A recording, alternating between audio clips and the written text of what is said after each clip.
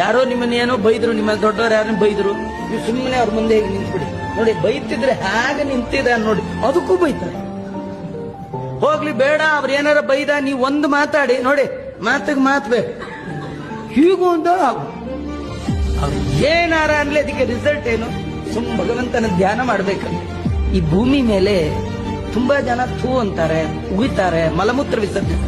ಭೂಮಿ ಅಳ್ಳಾಡಲ್ಲ, ಯಾಕಂದ್ರೆ ದೇವ್ರ ಇಚ್ಛೇರಿ ಇಲ್ಲೇ ಉಗಿಬೇಕು, ಅವ್ರು ಇನ್ನೆಲ್ಲಿ ಉಗಿಬೇಕು, ಉಗ್ಕೊಳ್ಳಿ ಅಂತ ದೊಡ್ಡ ಸಹನ ನಮಗೂ ಯಾರಾದ್ರೂ ಅಂದ್ರೆ ಸುಮ್ಮನೆ ಇರ್ಬೇಕಂದ್ರೆ.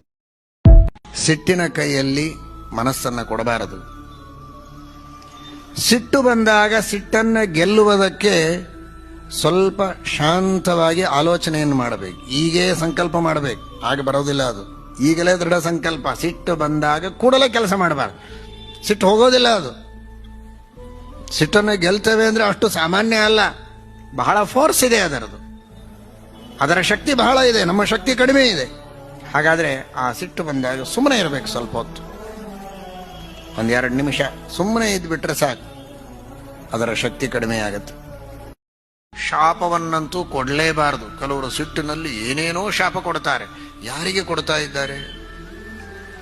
ತಮ್ಮ ಮಕ್ಕಳಿಗೇನೆ.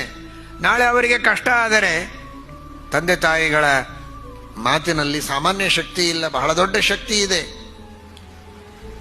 ಭಗವಂತ ಅವರಲ್ಲಿ ನಿಂತು ಆ ತರಹ ನುಡಿಸಿದ್ದಕ್ಕೇನಾದರೂ ಅವರಿಗೆ ತೊಂದರೆ ಆದರೆ ದುಃಖ ಪಡೋದು ಮತ್ತೆ ತಾವೇ ತಾನೆ. ಹಾಗಾದ್ರೆ ಅದು ಅವರಿಗೆ ಶಾಪ ಅಲ್ಲ, ತಮಗೆ ಶಾಪ.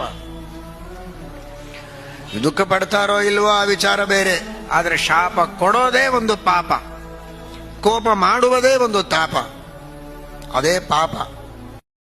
ಯಾರ ಮರ್ಯಾದೆ ಕೊಡ್ಲಿ ಬೇಕಾರ ಬಿಡ್ಲಿ, ಯಾರ ಕರೀಲಿ ಬೇಕಾರ ಬಿಡ್ಲಿ, ನಾವು ಚಂದಾಗಿ ಇರೋದದೇ.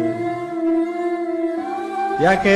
ನಾವು ಬೆಳಕ, ನಮಗೊಂದು ಸುಂದರ ಶರೀರ ಸಿಕ್ಕದೆ, ಒಳ್ಳೆಯ ಮನಸ್ಸ ಸಿಕ್ಕದೆ, ಇಷ್ಟೆಲ್ಲ ಅವಕಾಶಗಳು ಸಿಕ್ಕಾವ ಹೊರ ಜಗತ್ತಿನಲ್ಲಿ, ಇಷ್ಟೆಲ್ಲ ಜನ, ಪ್ರೇಮದ ಜನ ಸಿಕ್ಕಾರ. ಇಷ್ಟೆಲ್ಲ ಇದ್ದಾಗ ಯಾಕೆ ದುಃಖ ಪಟ್ಟು ಬದುಕುವುದೇ?